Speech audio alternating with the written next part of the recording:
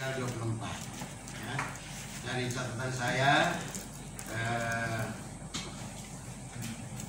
yang disebut cure rate dan angka kesembuhan itu adalah 31,44%.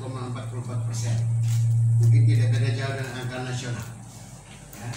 Kemudian case fatality rate, yaitu jumlah orang yang mati dibandingkan dengan jumlah kasus, yang mengukur keganasan sebuah penyakit dalam keadaan wabah itu sekitar 3,07%. Ya. Sedikit lebih dari angka nasional saya kira. Jadi perkara yang perhatian kita. Dari 39 orang dan isolasi di rumah sakit sebanyak 58 orang. Khusus untuk rumah sakit SKLN, ya, rumah sakit kita itu ada kapasitas 115 tempat tidur total, ya. Lalu 21 tempat tidurnya untuk COVID.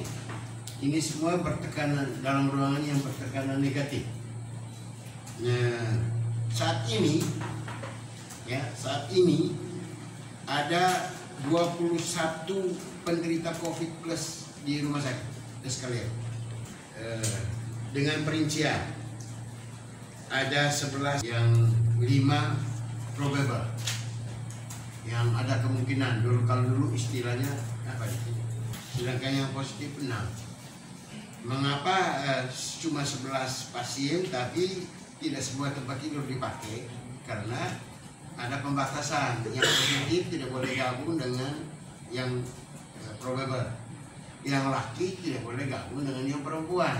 Jadi dan melalui CCTV rumah sakit kita, khususnya rumah sakit, tapi kita mengizinkan keluarga untuk membawa makanan 140 orang.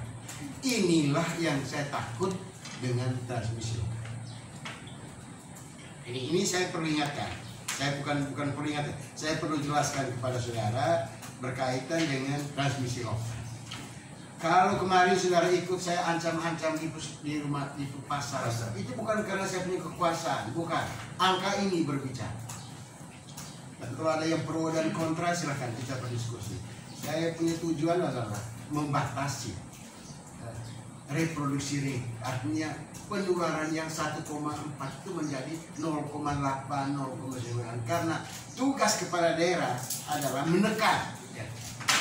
Jadi kalau orang di pasar itu masih seenaknya, ya wajarlah. Kalau saya tidak marah, makan saya juga menyesal kalau ada yang bilang nanti kasih makan dengan mana, ya memang tutup, pasar tutup, saudara mau cari di mana udah. Karena risikonya terhadap 438.000 penduduk, bukan hanya untuk saudara saya yang di pasar, bukan. Ya. Jadi itu tadi sumber penularan lokal sekarang itu buktinya dari RT tadi itu, Pak. Dan saudara tulis mereka itu berpotensi menularkan kepada 140 orang. Ambillah contoh tadi, kita punya penularan OTG kita itu sangat berpotensi menular. Orang tanpa gejala di Kota Kupang. Kenapa? Mereka pada kondisi yang asupan gizi mungkin kurang. Begini, gizi kita pasti kurang semua, karena ya daya beli kurang. Kemarin kita berbicara laju inflasi, ya. Waktu yang lalu kita 2 bulan lalu kita deflasi, artinya tidak ada aktivitas ekonomi. Kemarin sudah kasus di Kota Kupang ini itu menyerang kelompok yang berproduksi tinggi, ya. Nanti pada diri saya ambil contoh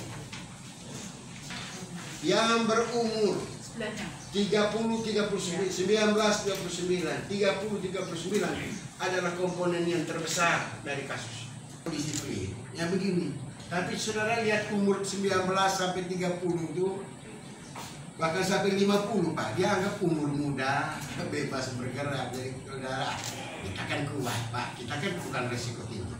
Nah ini contoh, ya, yang sudah ada dalam dirinya. Begitu virus datang, melemahkan tingkat kematian kita tinggi. Nah, yang terakhir, kenapa transmisi lokal itu saya takut, itu karena menyerang orang-orang yang daya tahan tubuhnya rendah. Orang harus ada izin dari pemerintah yang lebih tinggi bahwa kita ini atau kuning. Kapan kita dikatakan hijau atau kuning? Itu RT tadi itu Pak. Menuju bergeser itu indikatornya itu RT tadi. Pengeluaran kita makin kecil. Ya, saudara, saya 10% ya kontribusi kota kita berapa November tadi? Ya, selama tidak ada izin kita tidak akan. Kalau sudah ada izin, langkah kedua adalah sosialisasi tentang sekolah tatap muka di era COVID. Nah, sosialisasi itu nanti akan di backup dengan surat edaran wali kota atau peraturan wali kota tentang tata cara sekolah tatap muka di era COVID. Konsepnya nanti kita siapkan secara teknis, dinas PDRK buat berdasarkan peraturan menteri yang lebih tinggi. Nanti kita olah dengan situasi lokal dinas kesehatan dan gugus satgasnya kan. Yang ketiga, setiap sekolah nanti harus ada prasarana dan sarana protokol kesehatan. Dari SD, PAUD, kalau nanti berdasarkan laporan dari dinas kesehatan dan tim ke dan kami, sekolah ini belum menyiapkan protokol kesehatan, sarana, tempat cuci tangan, thermal gun, ruangan kelas yang tempat duduk tidak memenuhi syarat, sekolah itu tidak dibuka. Meskipun sekolah lain buka, sekolah ini kita tidak akan buka. Yang berikut, sosialisasi orang tua. Apa namanya sekarang? Orang tua mobil, anak masuk ini ganti baju. Karena dia berkomunikasi dengan anak-anak yang kita tidak tahu. Nah itu nanti kita akan lakukan. Nah, itulah proses. Jadi sopir jemput itu. Ya mungkin perusahaan punya anak mulai persiapkan sekarang merek repot untuk jemput. Kalau mau aman, kalau tidak nanti dia bawa bolak-balik ya kan? Nah, ini semua safety. Ya tidak akan penyelamat. Ya. Ada asma, kita tidak suruh dia sekolah. Daripada dia pergi sekolah, Pak, COVID-nya meninggal. Jadi lebih baik nanti kita kerjasama dengan guru.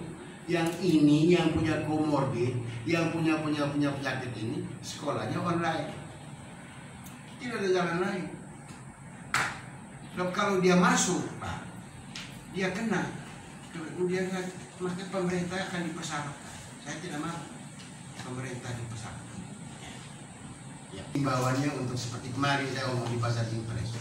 Saya ancam tidak. Tapi ancam itu kan hanya ancam pemerintah. Ya, omong sih begitu Pak. Tapi tidak mungkin kita buat. Tapi saudara jangan bilang itu ancaman bohong-bohongan. Tempatnya saya dukung. Nah, tapi kan saya tidak boleh melanggar peraturan balik. Tapi saya bilang kalau ada lurah, kenapa mereka ini atau teknisnya? Kita hanya menghimbau. Ya. Untuk akhir tahun, pemerintah akan menegaskan tidak ada pesta akhir tahun. Menyesuaikan edaran Kapolri dan Kapolda. Karena terakhir Kapolda punya edaran begini, dilarang mengeluarkan izin keramaian. Kalau izin keramaian sudah dilarang Pak, siapa yang mau melawan?